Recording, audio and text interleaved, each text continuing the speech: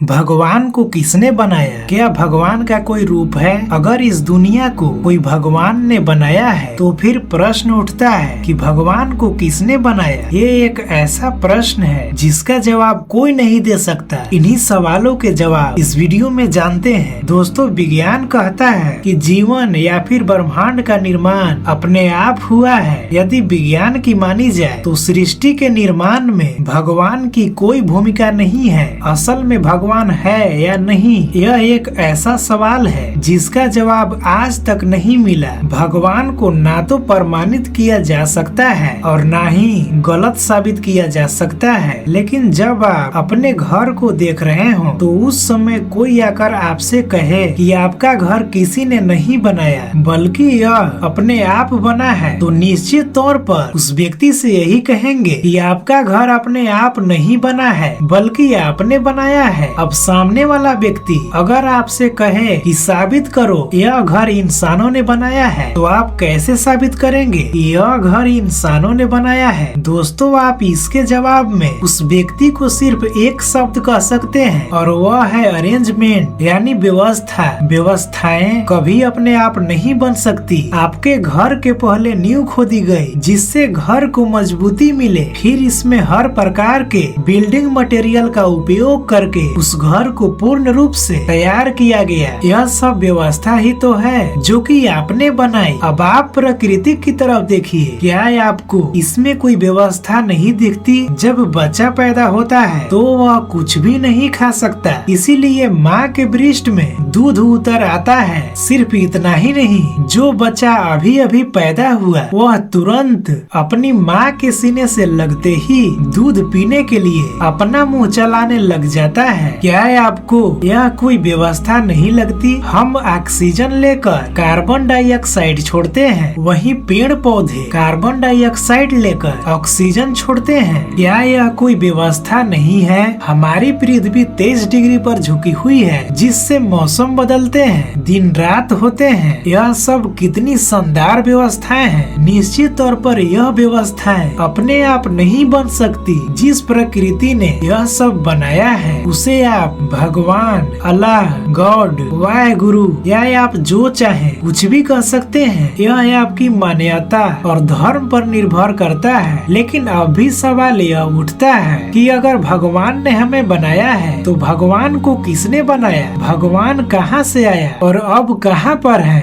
Video में हमारी पृथ्वी नजर आ रही है जिसका डायमीटर करीब 13,000 किलोमीटर है। पृथ्वी से करीब 4 गुना चौड़ा ग्रह है नेपच्यून। हमारे सौरमंडल का एक और ग्रह शनि पृथ्वी से करीब 760 गुना बड़ा है जिसका डायमीटर लगभग 1,23,000 किलोमीटर है। उसके बाद बृहस्पति आता है। यह हमारे सौरमंडल का सबसे बड़ा ग्रह है। यह इतना बड़ा है कि इसमें एक साथ 1300 पृथ्वी समा सकती है। इसके बाद आता है सूर्य। यह सौरमंडल का चमकता हुआ तारा है और इसमें 1,30,000 पृथ्वी समा सकती है। अब आपको लग रहा होगा कि सूर्य तो बड़ा है, लेकिन आप सूर्य की तुलना सारियस नामक तारे से करें तो सूर्य भी छोटा दिखाई देगा। लेकिन अब भी सारियस सबसे बड़ा नहीं है, उससे भी बड़े लाखों ग्रह और हैं। यह यहीं पर खत्म नहीं हो जाता। इससे भी बड़ा तारा मौजूद है जिसे पिस्टल स्टार कहते हैं और यह सिलसिला ऐसे ही बहुत ज्यादा आगे तक चलता रहेगा। यदि आप मिल्की वे आकाश गंगा से पृथ्वी को देखोगे तो आपको करोड़ों गुना जूम करने पर भी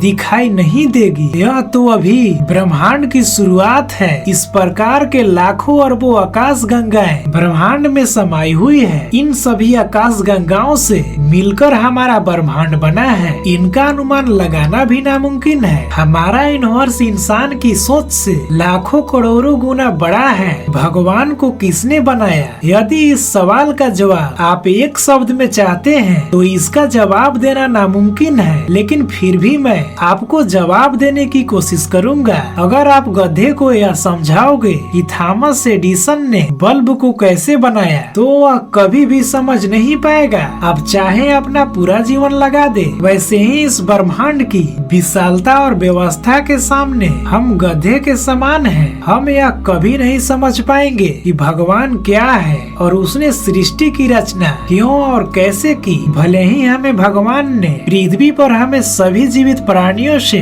ज्यादा समझदार बनाया हो, लेकिन हमें इतनी समझदारी नहीं दी कि ब्रह्मांड की रहस्यों को सुलझा सके। यह जो भगवान शब्द है यह भी हम इंसानों ने ही निकाला है। इस बात की कोई गारंटी नहीं कि भगवान शब्द का मतलब क्या होता है। क्या इसका मतलब हमें बनाने वाले से होता है या कुछ और है? आज इंसान अपने भगवान और अपने धर्म को लेकर एक दूसरे से लड़ता रहता है। लोग कहते हैं हम अपने धर्म और भगवान की रक्षा कर रहे हैं। अब आप ही सोचो, हम उसकी रक्षा कैसे कर सकते हैं जिसने हमें और इतने बड़े यूनिवर्स को बनाया हो? हम बेवकूफ ही तो हैं। हमारी इस सृष्टि में कोई हैसियत नहीं है। हम एक कीटाणु से भी छोटे हैं। हमें बनाने वाला एक पल में धूल में मिला सकता है। हम उसकी रक्षा कैसे कर सकते हैं जिसने हमें बनाया हो? हम कहते हैं यहाँ पर मंदिर बनेगा, तो कुछ कहते हैं यहाँ पर मस्जिद बनेगा। क्या हम भगवान के लिए घर बनाएंगे? मेरे हिसाब से तो भगवान को हमारे घर की जरूरत नहीं है, क्योंकि उसने हमें घर दिया है। हम उसको घर नहीं दे सकते। भगवान हमारे घर में रहने कभी नहीं आएगा, क्योंकि हम उसके सामने कीटाणु के समान हैं। यदि हम मंदिर मस्जिद की जगह अपने इंसानों के लिए कोई अनाथ आश्रम, स्कूल या कोई अच्छी चीज बनाए तो ज्यादा बेहतर रहेगा। हम जिसकी पूजा करते हैं उसी को गाली देते हैं, सारा दोष उसी को देते हैं। पता नहीं हम जिसकी पूजा करते हैं वो है भी या नहीं, लेकिन फिर भी हम एक अंधविश्वास की वजह से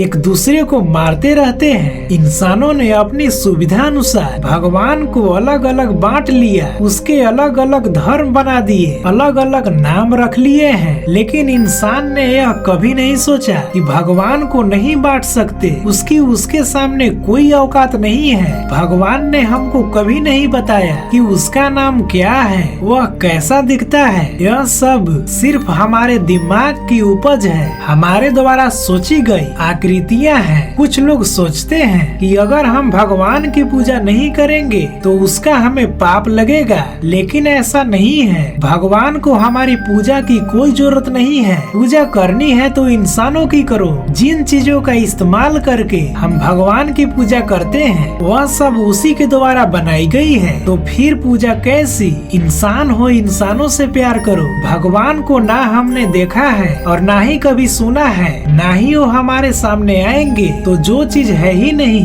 उसकी वजह से लड़ाई क्यों करें? उम्मीद करता हूँ आपको भगवान के बारे में कुछ हद तक समझ आ गया हो। वैसे आपको क्या लगता है नीचे कमेंट में हमें बता सकते हैं।